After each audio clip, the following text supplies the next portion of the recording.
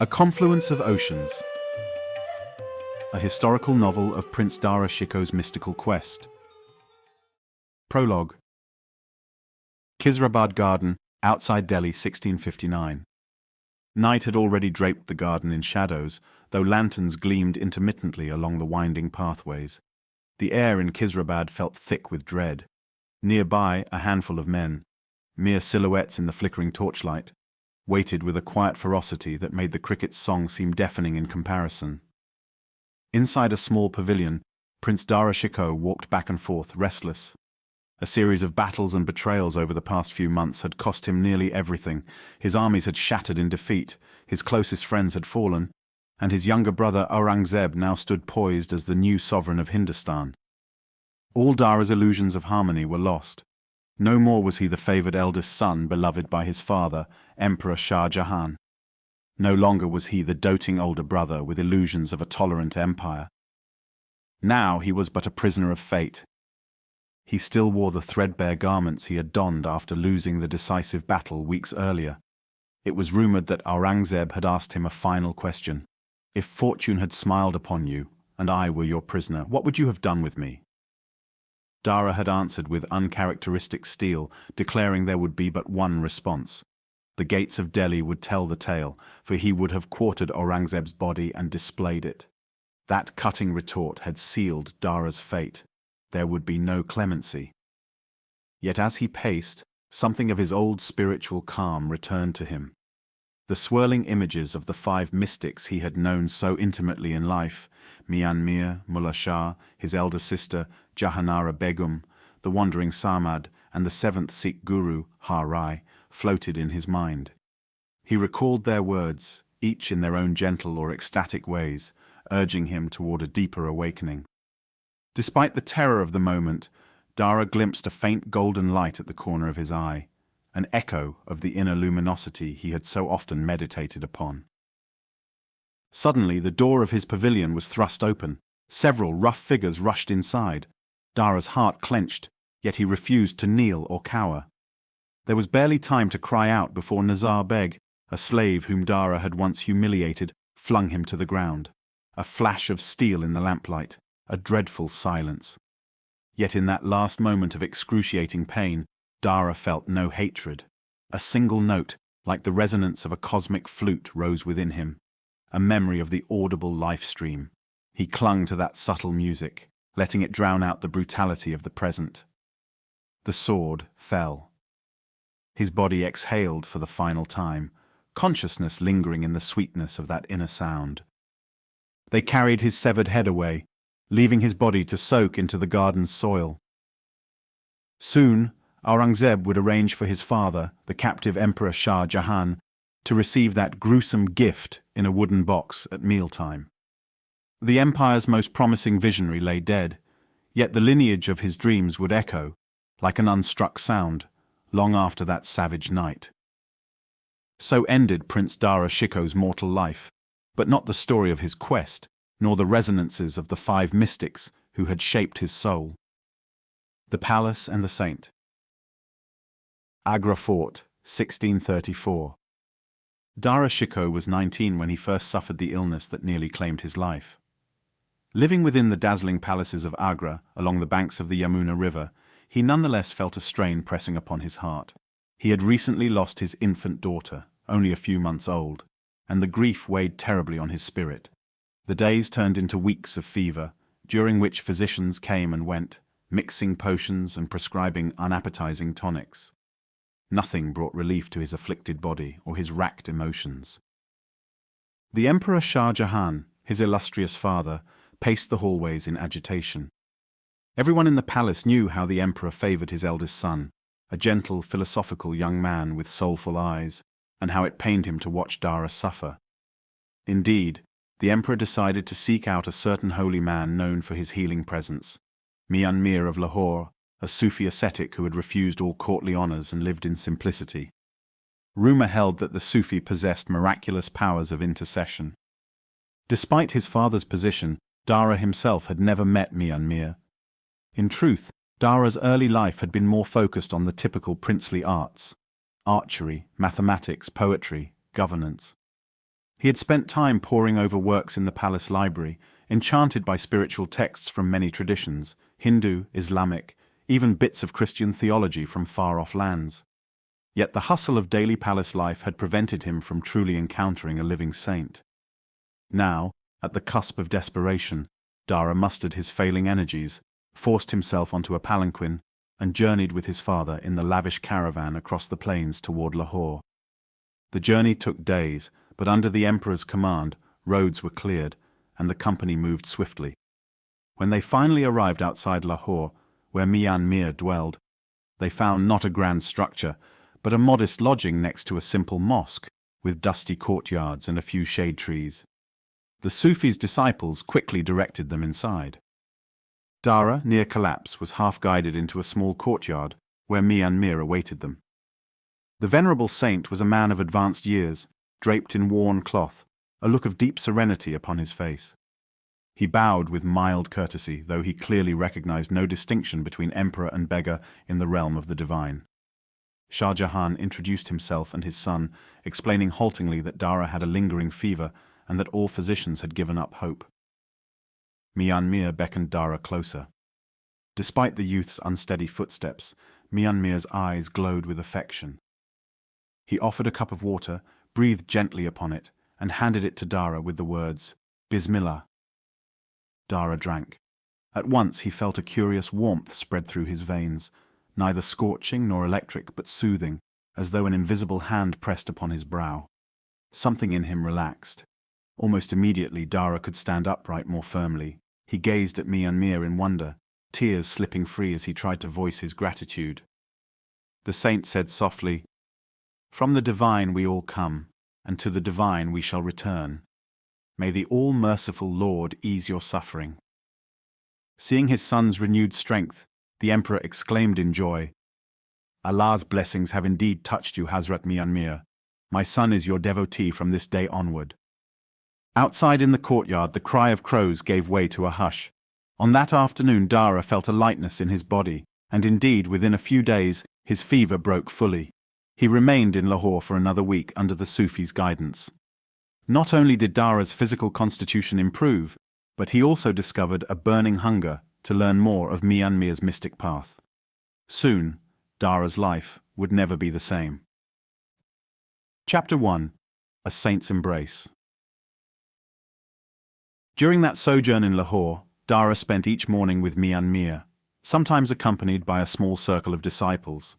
The saint was famed for his luminous spirit, but just as often for a directness that unsettled worldly men. Dara found him enthralling. Where courtiers had always flattered Dara, Miyan answered him bluntly. "You wish to conquer your soul," he said one morning as they sat beneath a mulberry tree. "But you spend so much energy trying to rule a kingdom. Recall the words of the prophet, 'He who conquers his own self is greater than the one who conquers a city.' Are you prepared for that conquest?" Dara's eyes glistened. He had grown up believing that one day he would succeed his father to the peacock throne, the city. But hearing the saint's words made him ponder whether any earthly throne could compare to the enthronement of the heart in the divine's presence. "Sire," Dara ventured, "I want to know the path you speak of, the path of a true fakir. But do I not also have a duty to my father, my family, the empire?" Miyan studied him with kind eyes. "All duties find their place when the heart is aligned with truth. If the lamp of your heart is lit by God's love, each duty is rendered in sincerity. You can be a prince, but you must also be free. Put aside illusions of power.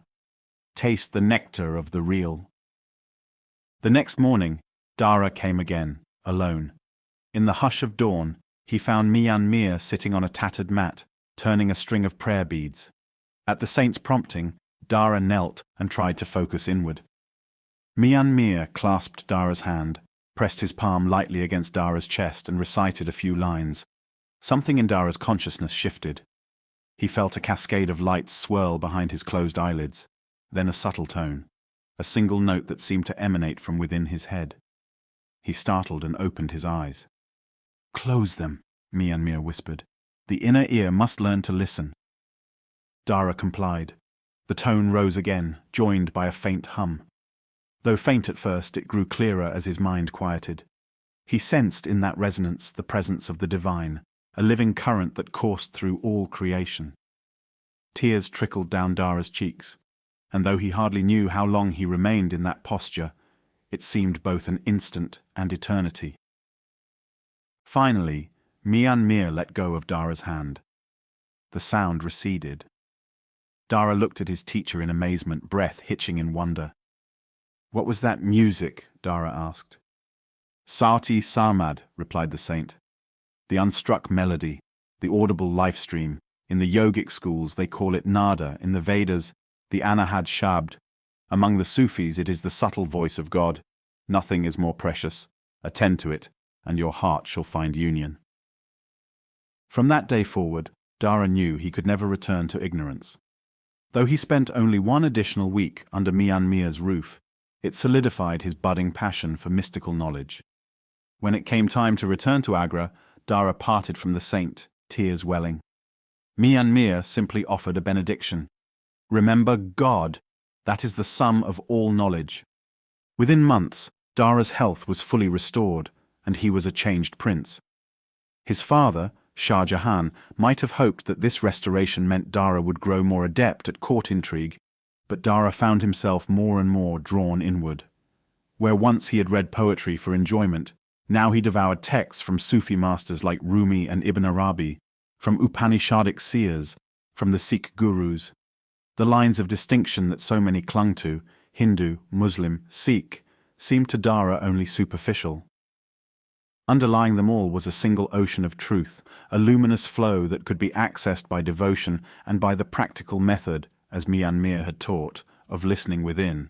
If that teaching were true, as Dara suspected, then how could anyone wage war in God's name? Yet ironically, Dara's family thrived on war. The emperor was neither ignorant nor especially cruel, but he played the game of power with ruthless precision, just like Dara's siblings. Aurangzeb especially was single-minded in his pursuit of authority. A difference of temperament, Dara mused, that could only grow more volatile over time. Thus, Dara returned to the palace, aware that his destiny would soon intersect again with the world's demands. But at night, alone, he bowed in prayer, recalling the Sufi's counsel. He began hearing that subtle current again, often just before sleep. It was a whisper of heaven in a world poised for conflict. Chapter 2. Mullah Shah's Discerning Eye. Lahore, 1635 to 1638. A year passed, then two. Dara visited Lahore occasionally, hoping to see Miyan. But as it happened, the aging saint's health waned. In 1635, Miyan died, leaving behind a devoted circle of followers. Dara travelled to Lahore just in time to attend his teacher's funeral. He joined the throngs of mourners who carried the saint's body through the streets, singing praises of the One. Despite the sorrow in Dara's heart, he felt an undercurrent of peace, as though Miyan's presence lingered still. The Sufi had once told him, "Death is but a gate to the beloved." Watching the funeral procession, Dara believed it. Among those who recited prayers at the funeral was a tall figure with a keen, penetrating gaze. This was Mullah Shah Badakshi, the principal disciple and successor of Miyan. Dara recognized him. He had seen him once or twice in the saint's courtyard, but never spoken at length. After the burial, Dara approached Mullah Shah quietly, asking for a private audience. They withdrew to a small enclosure behind the shrine. Mullah Shah observed the prince with a calm intensity that made Dara feel both uneasy and drawn in. "You have lost your teacher," Mullah Shah said gravely, "but his presence remains for those with eyes in their heart. Now, Prince Dara, what do you seek?" "I seek to deepen the path Miyan showed me," Dara answered. "He revealed the inner melody, taught me to look beyond forms. Since his passing, I fear drifting from that light. Will you guide me?" Mullah Shah was silent a moment. The sound of doves cooing drifted across the shrine courtyard. At last the older man nodded. "Your father is emperor. You are his favored son. With such distractions, how will you renounce the illusions of this world?" "I cannot renounce my duty," Dara admitted. "But is it not possible to serve God while living in a palace?" A faint smile softened Mullah Shah's stern expression. "It is possible, like carrying fire in a basket of reeds if one is careful. Very well. We will see if your thirst is genuine." He gestured for Dara to sit. "Close your eyes. Summon that memory of the inner sound." Dara obeyed. The memory came, soft, pure, the swirl of an unstruck chord. Mullah Shah murmured quiet instructions, guiding Dara to keep his attention at the seat between his brows and to recite the zikr of the divine name. A half-hour slipped by, the bustle of the funeral crowd receding like a distant dream. In that stillness, Dara felt the swirl of light behind his eyelids. He sank deeper, drifting along the ethereal tone, a sense of boundless love pressed upon his chest. When Dara opened his eyes again, Mullah Shah's own were brimming with tears. "So the flame is lit," he remarked. "Yes, I shall guide you, though your path will not be simple. You must practice the technique diligently, with sincerity, if you wish to swim in that ocean." Thus began Dara's discipleship under Mullah Shah. Over the next 3 years, Dara made repeated visits to Lahore, sometimes secretly, sometimes with the emperor's knowledge. Mullah Shah taught him systematically, controlling the breath, what Dara recognized as akin to the Hindu pranayama, reciting the divine name with each inhalation, learning to fix the mind unwaveringly on the luminous point within. Day by day, Dara felt a blossoming of his own sense of devotion. Yet Dara also recognized that Mullah Shah's method had theological underpinnings from the Qadiri Sufi order, strict adherence to the laws of Islam, but with emphasis on direct experience of God's presence. "The chariot must be the foundation," Mullah Shah repeated often, "but the house that stands upon it is the mystical way." Dara found no quarrel with this, though in time he yearned to incorporate more from the other faiths whose scriptures he avidly read. One evening, after a long session of contemplation, Dara ventured, "Master, I find the same truth in the Upanishads. They speak of an inner sound that leads to union with Brahman. Are we not on the same path?" Mullah Shah gave Dara a level look. "Prince Dara, do you wish to gather treasures from the entire world? Beware the snare of novelty. If you have found your master in Islam, remain here." "But is not truth universal?" "It is," Mullah Shah agreed. "Yet each path can lead there if trodden properly. Tasting every dish at once may lead only to confusion." Then he softened. "However, I do not forbid you from seeking parallels. Indeed, my own teacher said that every messenger of God brings forth the same essence in different forms. You must remain steadfast in worship. Let the Holy Quran be your guide. But if your curiosity yearns for more, God may have chosen you for a special purpose." Over time, Mullah Shah's stance warmed a bit. He realized Dara did not dabble in other teachings frivolously.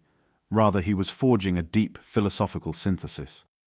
Under Mullah Shah's discerning eye, Dara undertook advanced meditations that led him to states of ecstasy.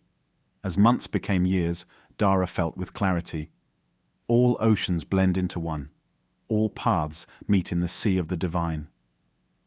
By 1638, Dara had begun writing down his spiritual reflections. He discussed with Mullah Shah the possibility of a book that might serve as a bridge between the revelations of the Quran and the wisdom gleaned from the older Indian texts. Mullah Shah nodded approvingly, but with caution.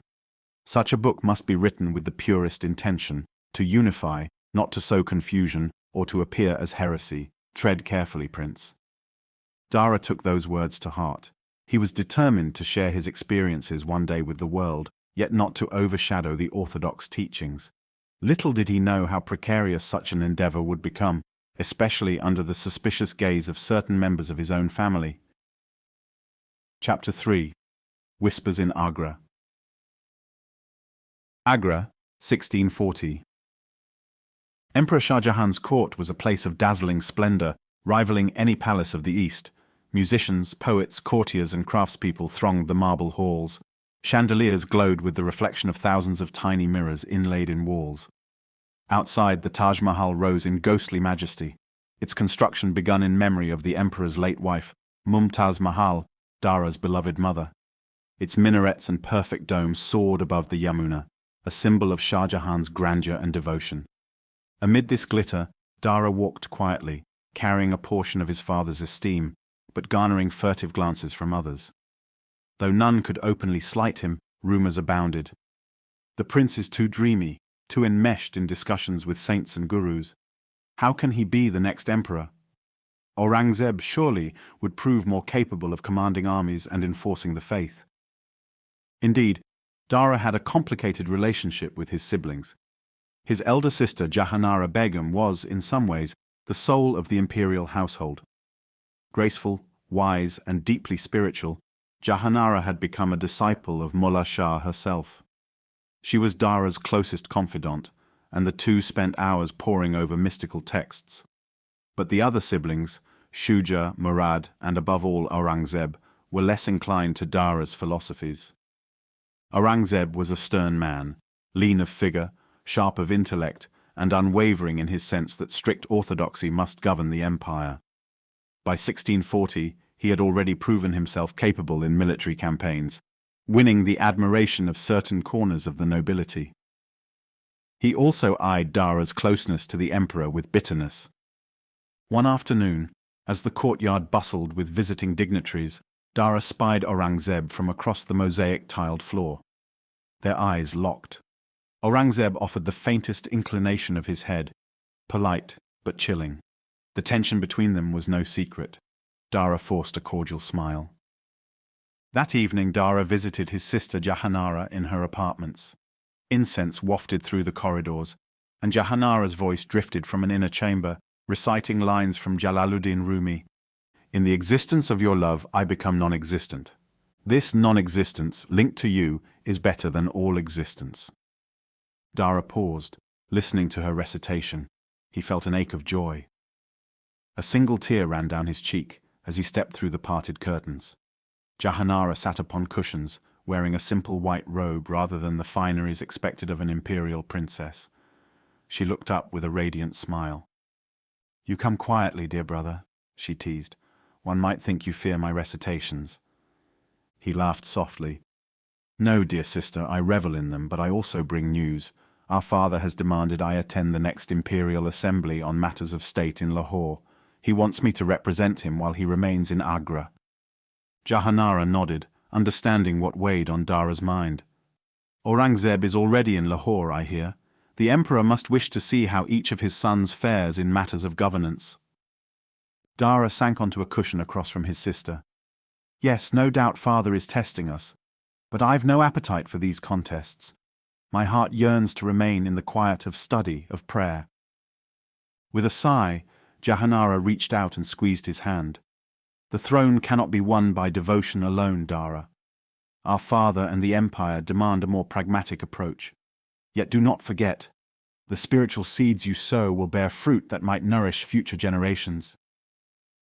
Her eyes shone with a secret knowledge.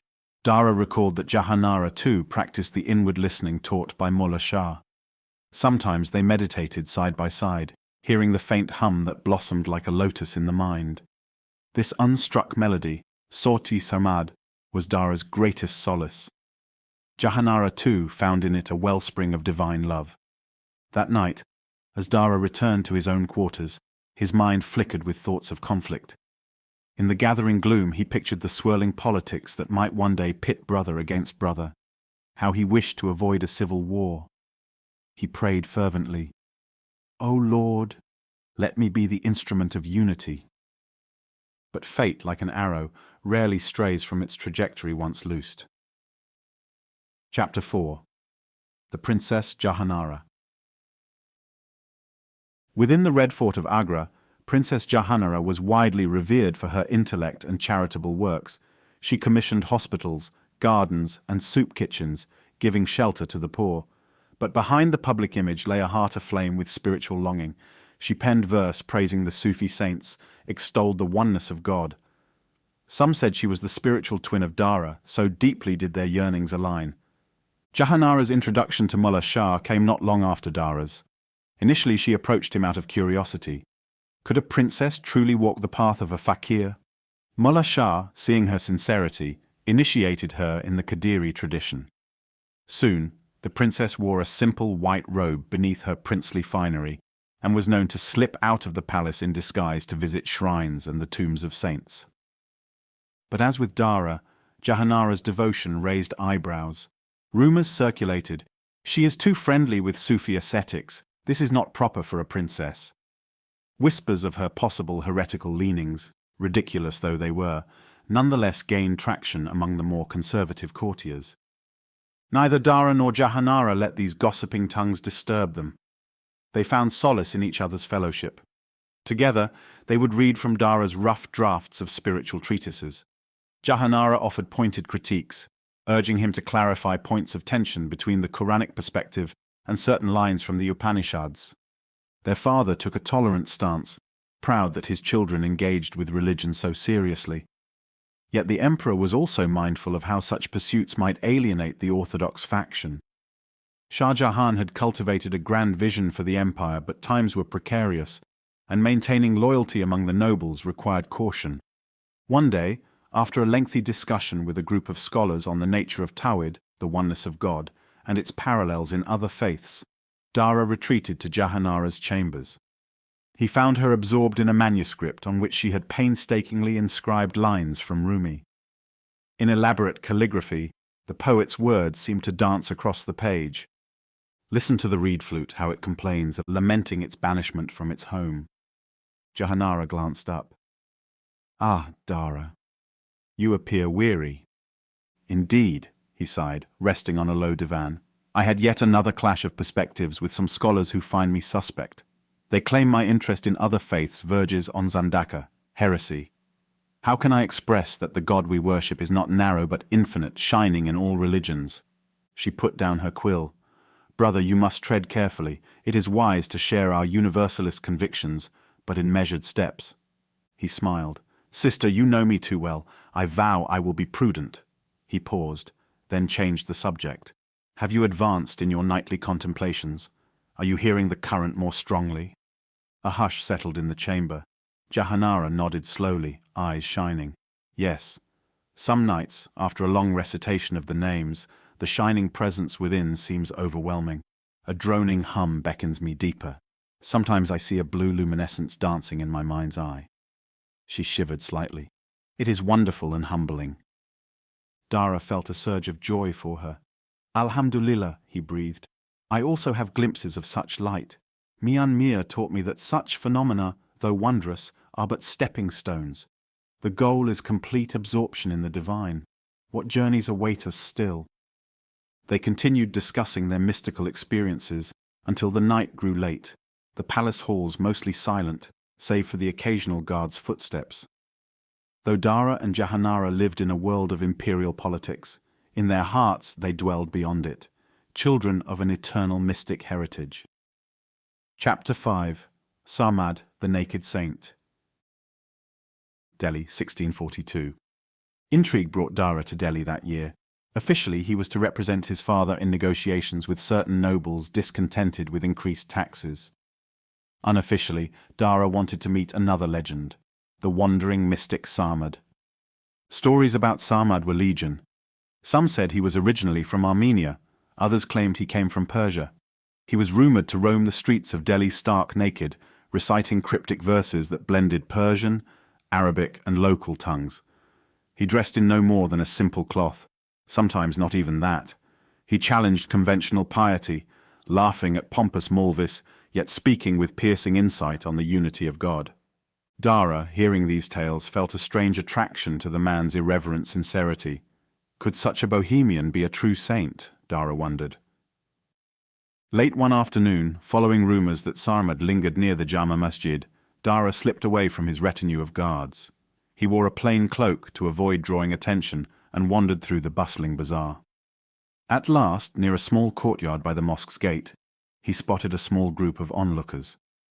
In the center, perched on the ground, was a tall, gaunt figure with a fiery, unkempt beard and intense, sparkling eyes, Sarmad. Indeed, he wore no clothing.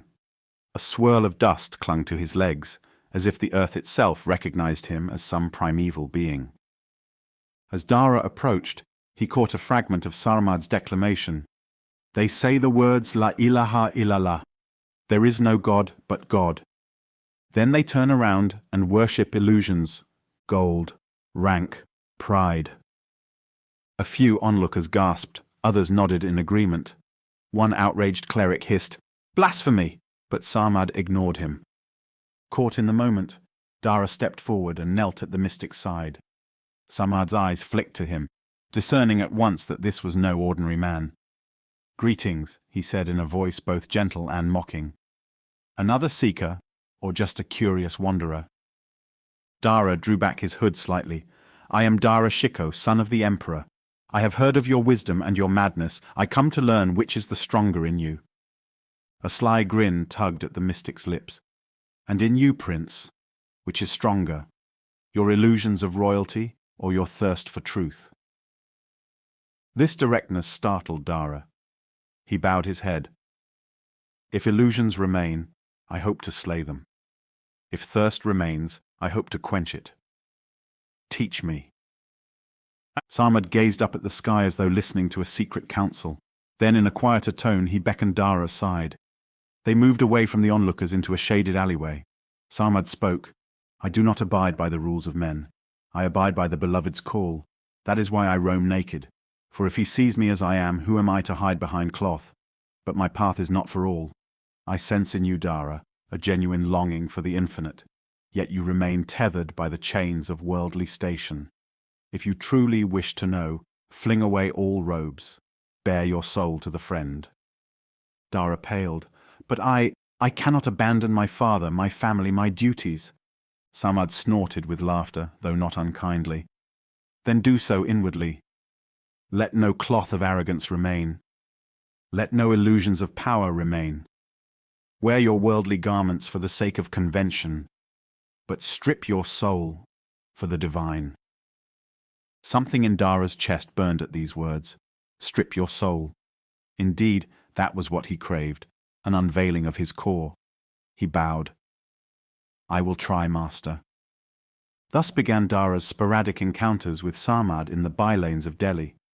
Sometimes Sarmad recited couplets that soared with mystic insight. Sometimes he hurled curses at hypocrites. He questioned Dara's sincerity in ways no courtier dared. At first, it stung Dara's pride. But gradually, Dara recognized Sarmad's harshness was a form of love, aiming to chip away at spiritual vanity. One day, while Dara was describing the technique of listening to the inner sound, Sarmad cut him off. "Technique, technique. The real technique is to vanish into the sound. Stop analyzing it. Become it." Then he softened. "Dara, do your exercises, read your books, but always remember to vanish into the beloved. Fana fillah." Despite Sarmad's irreverence, Dara sensed the alignment of these teachings with what he had learned from Miyan and Mullah Shah, that the final aim was dissolution of the ego in the divine. Indeed, Sarmad's life was a testament to that dissolution. He owned nothing, feared nothing, save for failing in his devotion. Dara marveled at such freedom. At the same time, he recognized that Sarmad's path was fraught with danger in an empire governed by orthodoxy. One day, Dara feared, Sarmad's words might provoke wrath that even I cannot protect him from. Nonetheless, Dara's understanding of unity deepened.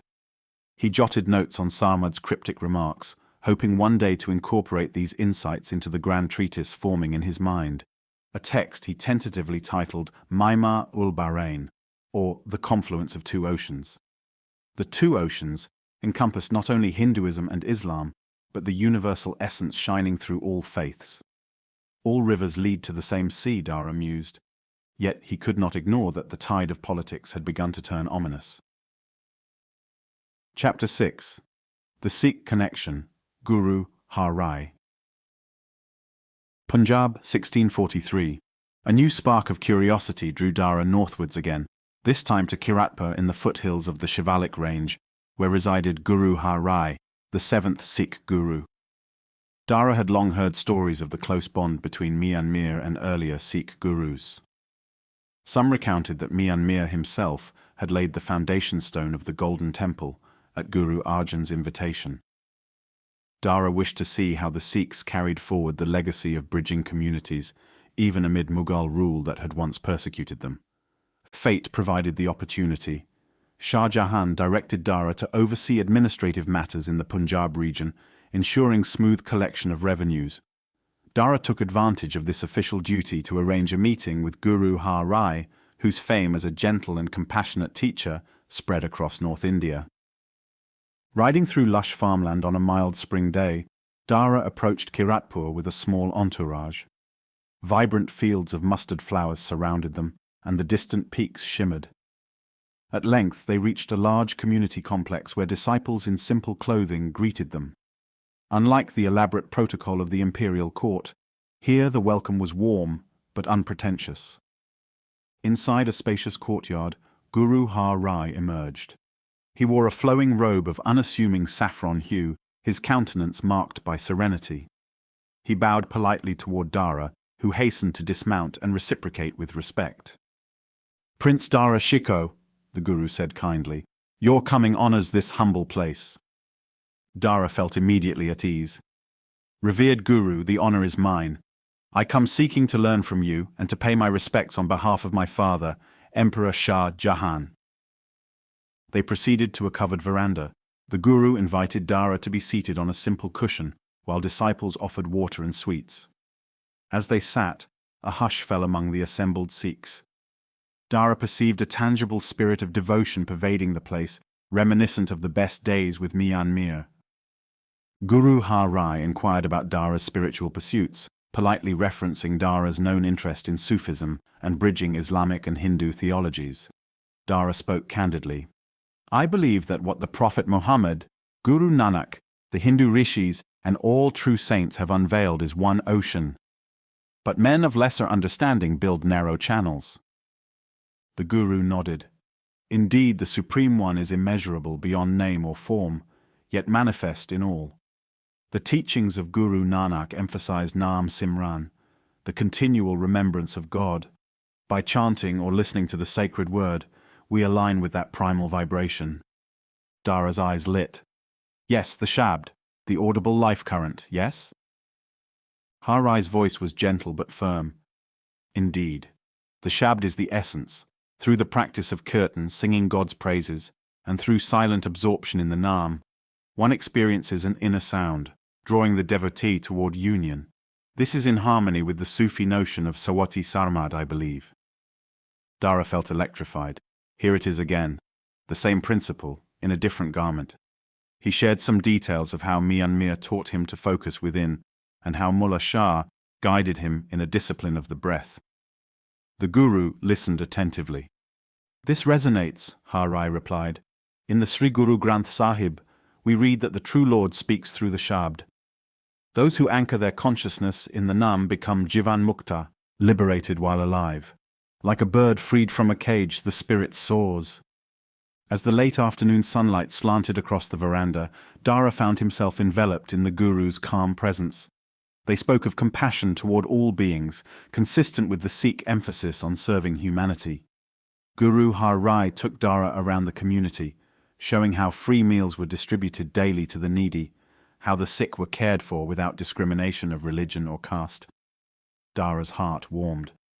If only my father's entire empire could reflect such humane values.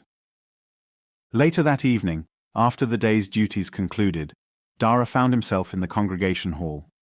Sikhs gathered, singing kirtan with instruments, a rabab, a stringed taus, the gentle beat of a tabla. The hymns were in the sweetly resonant Punjabi language. Though Dara understood only portions, the devotion penetrated his heart. He closed his eyes, letting the music guide him inward. Suddenly the intangible melody that had become so familiar reasserted itself, merging with the outer music. The shad within soared, until Dara's sense of self dissolved. When the singing concluded, Dara opened his eyes to find tears on his cheeks. Guru Har Rai quietly placed a hand on Dara's shoulder. "These tears are an offering to the One," he said. Before Dara departed Kiratpur, the Guru gave him a small volume containing selected verses from the Sri Guru Granth Sahib, along with an admonition, "May you find parallels with your Sufi texts, for in truth they speak of the same light." Dara bowed in gratitude. "I shall cherish this, Guruji." Thus, Dara carried yet another flame of understanding back into the Mughal sphere, weaving it into the tapestry of what he planned to articulate in MAA Bahrain. But as his spiritual horizon expanded, so too did the political storms brewing on that horizon. Chapter 7. Encroaching Shadows. Lahore, 1645. In the ensuing years, Dara tried to balance his mystical inclinations with the obligations of princeship. Occasionally he led small military expeditions on his father's behalf, though he lacked Aurangzeb's fervour for the battlefield. He presided over administrative councils, striving for a policy of tolerance toward Hindus, Sikhs, and others. Many common people admired Dara's mild, inclusive approach, but among the orthodox elements of the nobility, suspicion rose. They whispered that Dara was too friendly with infidels, that he studied kufr, heretical, texts. Aurangzeb, perceiving an advantage, subtly stoked these rumours. One fateful day, after concluding official business in Lahore, Dara decided to pay his respects at Miyan's tomb, accompanied by a small retinue. He knelt at the shrine, praying for guidance in bridging the swirling currents of faith in his father's empire. The caretaker recognized Dara, welcoming him with warmth and recalling how Miyan once prayed for Dara's health. After emerging from the shrine, Dara was startled to find Aurangzeb waiting outside. Aurangzeb, astride a tall warhorse, was clad in austere but regal armor. A small retinue of soldiers stood behind him. "Greetings, brother," Aurangzeb said softly, though the tension in his eyes was unmistakable. "I heard you were here. I feared you might be lost among the dervishes." Dara mustered a smile. "Your concern is touching, my brother." Aurangzeb's brow furrowed. "Dara, father has asked both of us to quell unrest in the Deccan. Will you accompany me there, or do your devotions demand you remain in shrines?" The jibe was clear. Dara forced his tone to remain polite. "I shall do my duty, as always." Aurangzeb's lips twitched. "Good. Our father's seat is not easily borne by one without cunning and strength. May you continue your saintly pursuits, but do not forget the throne of Hindustan." Dara bristled. Did Aurangzeb dare to question his right to inheritance? "You speak as though the throne is yours to bestow," he snapped. A flicker of coldness crossed Aurangzeb's features, but he quickly bowed. "Forgive me, brother. Merely voicing father's concerns. Farewell." As Aurangzeb rode away, Dara felt a prickling sense of dread. The day might come when he would have to face his brother in a struggle for succession. Though he loathed the idea, the empire's tradition of fratricidal conflict loomed. "God guide me," he prayed, stepping away from Miyan's tomb. Chapter 8. Composing MAA Bahrain. Agra, 1645 to 1652. During the next 7 years, Dara retreated as often as he could to Agra's libraries and to the private chambers where he wrote, studied, and meditated. With Jahanara's encouragement, he systematically compared the teachings of the Quran with the Upanishads, the Vedantic philosophies, and Sikh scriptures. He read the Gnostic Gospels from Christian sources that had trickled in via European travellers. He contemplated the parallels in Sufi literature, from Hallaj to Ibn Arabi. All pointed to the same ocean, the single ineffable reality behind the tapestry of existence. In 1652, Dara began drafting a concise treatise to illustrate these parallels. He named it MAA Bahrain, the confluence of two oceans. The opening lines read, "In the name of the most compassionate, praise be to the one who reveals himself through many forms, yet remains the same essential truth. This text shall endeavour to unite the rivers of spiritual insight flowing from Hindu rishis and from the luminous wellsprings of the Quran, demonstrating that all come to rest in the boundless sea of God's oneness." He also wrote The Compass of Truth, a shorter exposition on the method of meditation focusing on the inner sound and light. Dara described how, if one sat in stillness, repeating the name of God, Allah, Ram, Waheguru, the label did not matter so long as the heart was sincere, the mind would eventually still, revealing shimmering lights within. Then, as concentration deepened, subtle sounds would arise, bells, flutes, hums, leading the soul upward into higher realms of consciousness. "There is no practice better than that of hearing this sound," Dara wrote, All other practices rely upon human effort. If you cease them, they end. But the sound is present at all times, without interruption. Listen, and it shall carry you into the bosom of the divine. Yet Dara knew these writings would face scrutiny. He kept them semi-private, circulating only portions among a few trusted scholars, and of course reading them to Jahanara. She commended his clarity but cautioned, "Be mindful, dear brother, if these come to the notice of certain powerful clerics or Aurangzeb, they might accuse you of blurring the boundaries of the faith." Dara set down the parchment. "Let them accuse me. If bridging differences is a crime, then I accept it." Privately, though, Dara realized Jahanara was right. He had to strategize how to present these works without inciting condemnation. For now, he prayed for more time, more stability, so that he might finish his translations and demonstrate how the core truths of Upanishadic and Islamic mysticism aligned. He firmly believed that the best of Islam welcomed wisdom from all corners. Surely the Prophet himself welcomed knowledge from many lands. Alas, political storms rarely heed the wishes of dreamers. Chapter 9. Rumblings of War. 1653 to 1657. During these years, Shah Jahan's health began a slow decline. He was still formidable, but time and grief over Mumtaz Mahal had worn him down. The empire's vastness, from Kabul to the Deccan, demanded strong leadership. One by one, Dara's brothers tested their might, forging alliances with ambitious nobles. Aurangzeb consolidated power in the Deccan, stamping out rebellions and building a reputation for harsh efficiency. Dara, though officially the heir apparent, had not built the same network of generals. His attention was split between the demands of state and his unshakable passion for spiritual matters. Many courtiers cautioned him, "Your Highness, you must fortify your standing. Your brother Aurangzeb's star rises." Yet Dara disliked the brutish tactics of intrigue. He trusted in his father's continuing favor. Surely father will keep Aurangzeb in check, he consoled himself. Secretly, though, he felt the cold breath of fear. More than once, he prayed in the quiet of night for a bloodless resolution to the upcoming succession. As war clouds gathered, Dara corresponded with Mullah Shah, who had relocated to Kashmir. Through couriers, Dara received letters urging him to remain firm in spiritual practice, but also to cultivate allies who might preserve a more inclusive empire. In one letter, Mullah Shah wrote, "My prince, remember that the realized saints do not cling to worldly power. Yet sometimes God places power in their hands to do good. If destiny calls you to lead this empire, do so with wisdom and compassion, bridging the faiths. But remain watchful. Ambition can overshadow even a brother's love." Dara pored over this missive, pondering how to strike the balance. He spent more time in council with Jahanara, who similarly strove to quell the palace tensions. However, none of them guessed how swiftly events would spiral once Shah Jahan fell gravely ill. Chapter 10. The Gathering Storm.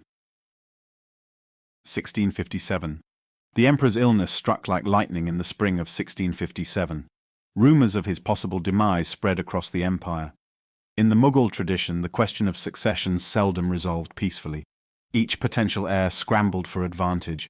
Murad declared himself emperor in Gujarat, Shuja launched a campaign in Bengal, Aurangzeb mustered a powerful army in the Deccan, feigning loyalty while planning a coup. Dara tried to rally forces loyal to him in the north, counting on the emperor's name and Jahanara's support.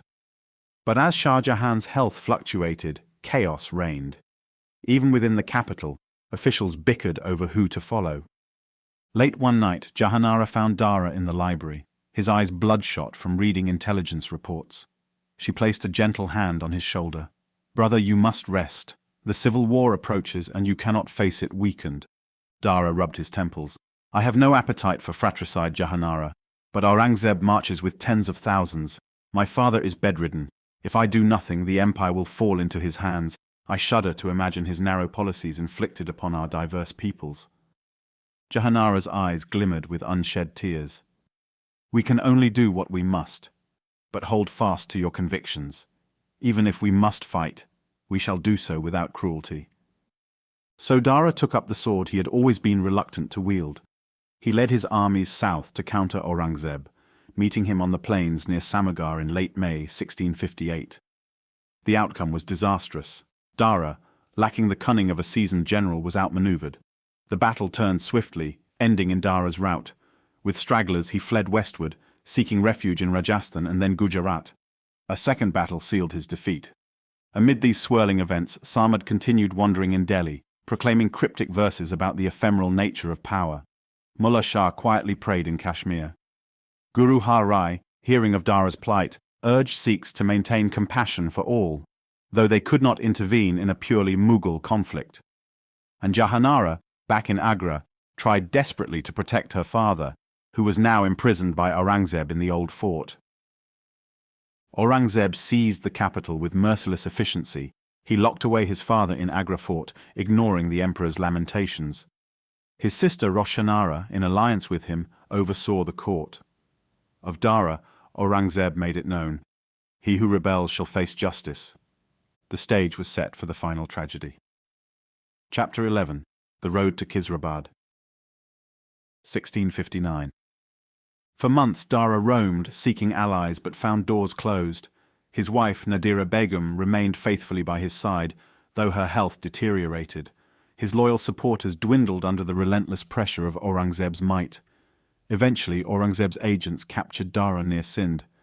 Bound and humiliated, the once favoured prince was brought toward Delhi, there to face a humiliating parade as a prisoner and the scorn of the new emperor.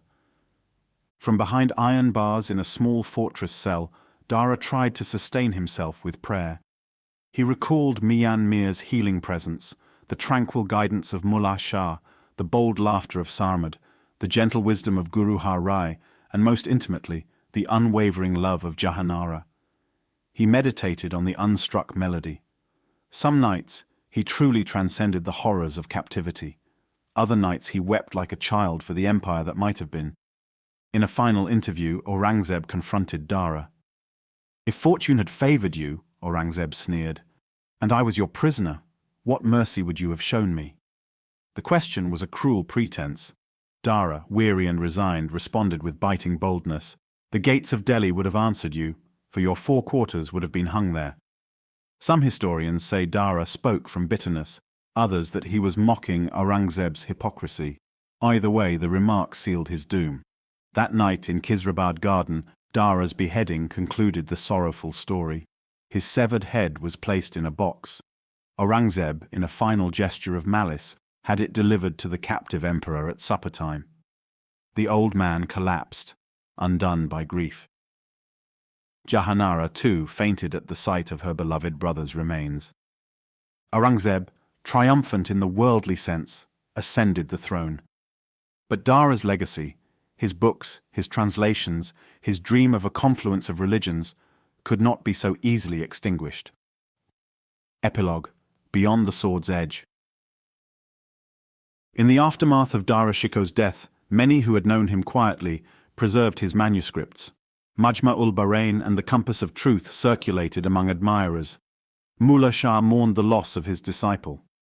Sarmad continued to roam the streets of Delhi for a time, cursing the new regime's intolerance, until Aurangzeb eventually had him executed as well, his naked presence and mystical proclamations deemed heretical.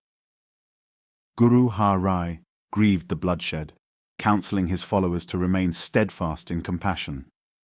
Princess Jahanara, forced into a delicate position within Aurangzeb's court, continued her own spiritual devotion, praying for the soul of her departed brother. Over centuries, historians would debate Dara Shikoh's place. Was he a naive dreamer who mishandled the raw realities of empire?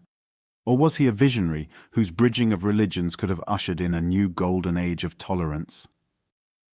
The subsequent chapters of Mughal history, under Aurangzeb's puritanical rule, witnessed a more repressive approach toward non-Muslim communities, in stark contrast to Dara's inclusive outlook. Yet beyond the realm of political speculation, Dara Shikoh's spiritual legacy endured. His works on Sufism and Vedanta inspired future generations of seekers who glimpsed in him a harmony that transcended dogma. In contemporary times, scholars highlight Dara's translations of the Upanishads into Persian as landmark events in cross-cultural understanding.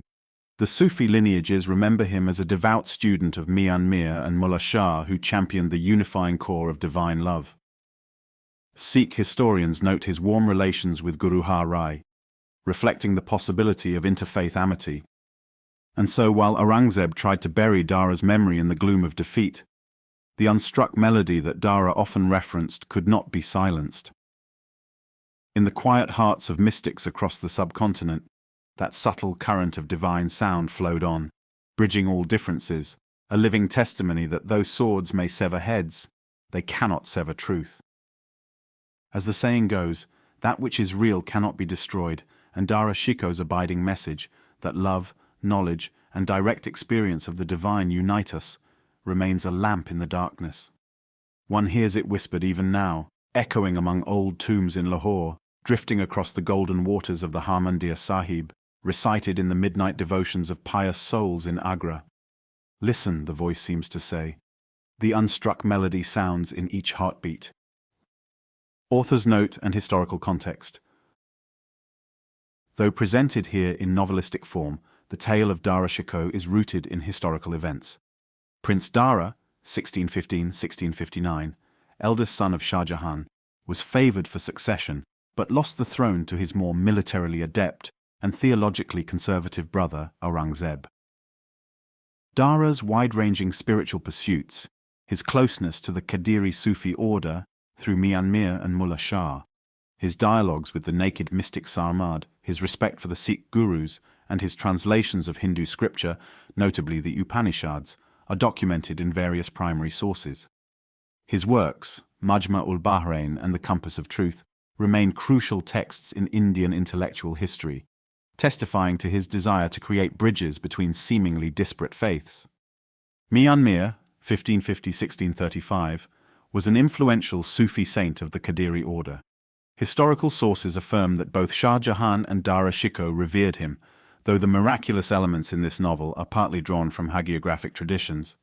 Mullah Shah Badakhshi, 1585–1661, succeeded Miyan.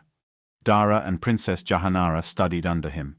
Sarmad, died 1661, was a mystic known for his unconventional behavior and frankness. His exact background is debated, but his presence in Delhi during Aurangzeb's rise is well attested.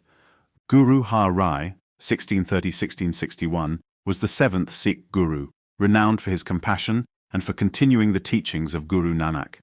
Dara's actual meeting with him is documented in Sikh tradition, highlighting Dara's respect for the Sikh faith. Jahanara Begum, 1614–1681, Dara's elder sister, also inclined to Sufism, wrote her own works on mysticism and remained close to Dara. She later mediated as best she could in Aurangzeb's court. The culminating tragedy, Dara's beheading and his head being presented to Shah Jahan in a box, is drawn from contemporary memoirs like Niccolò Manucci's Storia de Mogor and other Mughal chronicles, though historians debate the exact details. If Dara had triumphed, the Mughal Empire might have pursued a different path, emphasizing spiritual inclusivity and philosophical synthesis. Instead, Aurangzeb's more orthodox reign shaped the subsequent century of Mughal rule, arguably accelerating the empire's eventual fragmentation. Yet as this story underscores, Dara's memory endures in the domain of ideas. His advocacy for a shared mystical core, of listening to the inner sound and beholding the inner light, anticipates certain modern interfaith dialogues. In an era when differences often breed conflict, Dara Shikoh remains a figure who sought confluence rather than division, forging a legacy that resonates to this day in the hearts of those who believe the greatest truths are universal.